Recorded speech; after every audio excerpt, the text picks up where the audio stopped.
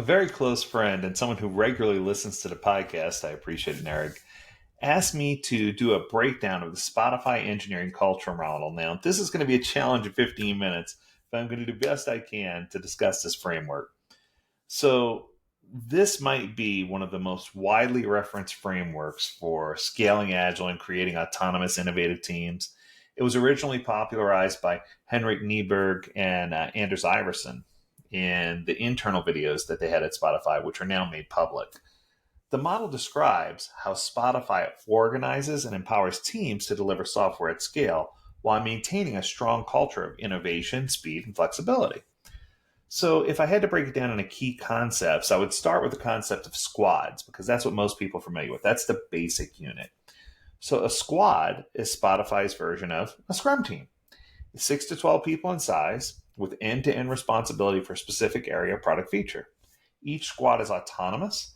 They choose their own agile methodology, whether it be Scrum, Kanban, a hybrid, etc., and manage their own backlog and have a mission that they own completely. That's interesting. Squads include developers, testers, designers, and a product owner. Everyone is needed to deliver a working product. And then they have this concept of aligned autonomy. That's the goal. Teams work independently, but align everything that they do with company's goals. Now, the next level or the next tier would be tribes, which is a group of squads. So, a tribe is a collection of squads working in related or adjacent areas, i.e., the music player tribe, for example. Typically, a tribe can be up to 100 people. To keep communication manageable, you don't want to get much bigger than that. Each tribe has a tribe lead who supports coordination and growth, but does not micromanage in any way. So, tribes meet regularly and share demos to maintain alignment to make sure everyone's on the same page. Then, above tribes, you would have chapters, which are skill based communities. So, a chapter is a horizontal structure that groups people with similar skills, like a QA chapter, a back-end chapter, those types of things. These are led by a chapter lead who is typically also a squad member, if that makes sense. So chapter leads are responsible for career growth, performance reviews, and maintaining technical excellence. Then above that, you would have a guild. So a guild is an interest-based community. So guilds are, and I guess it's not necessarily above, it's equal to. Guilds are lightweight voluntary communities across the entire organization. They focus on shared interests like DevOps, mobile UI, agile coaching, things like that. They help foster knowledge sharing and best practices across the squads and tribes. Guilds are self-organizing and cross-cutting across chapters, squads, and tribes. That's why I kind of put them on top. One of the keys here that they like to focus on is autonomy and alignment. And this is an overall thing. So autonomy is letting the team decide how they want to build things. Alignment is ensuring the teams are moving towards the same North Star, the same common goal. Leadership sets a strategic direction, but execution towards that direction is owned by the teams. So culture is centered around trust, servant leadership, and transparency. Squads are encouraged to experiment, fail fast, continuously improve, all the things that you would hope that they would be able to do. But they do operate with a lean startup mentality. Spotify encourages experimentation and MVPs. They have frequent A/B testing and real-time feedback guide towards product decisions and how they're going to build things.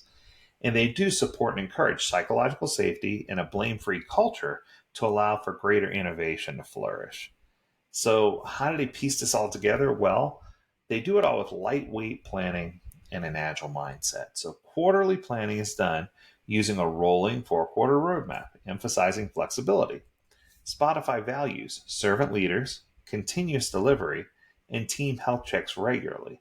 They avoid strict rules, favoring for guidelines over mandates to keep bureaucracy levels low.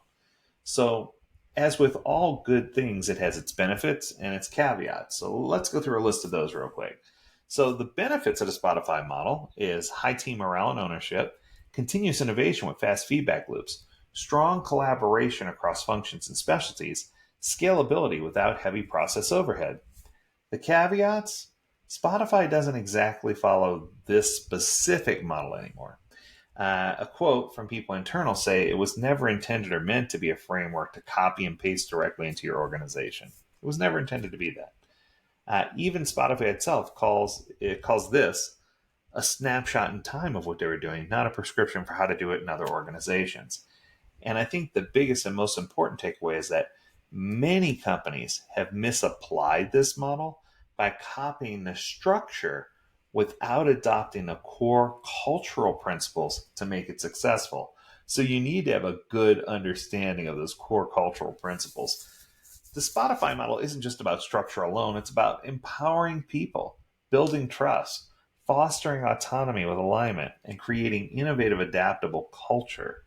If you need to adopt this or intend to adopt this, you need to make sure that you have that strong foundation in place, or else you're just going to have a whole bunch of pretty words sitting on top of something that's not a strong foundation that will support the things that are necessary in order to implement those changes within your organization. So I hope that helps. I hope that gives you everything that you needed. That's going to do it for this episode. If you have a topic you want us to discuss, you can reach out to us, just like my friend did, at learnmore@agiledad.com. We'd love to hear from you. And as always, we encourage you to stay healthy, stay well, and stay agile, my friends. Until next time, do take care. Bye now.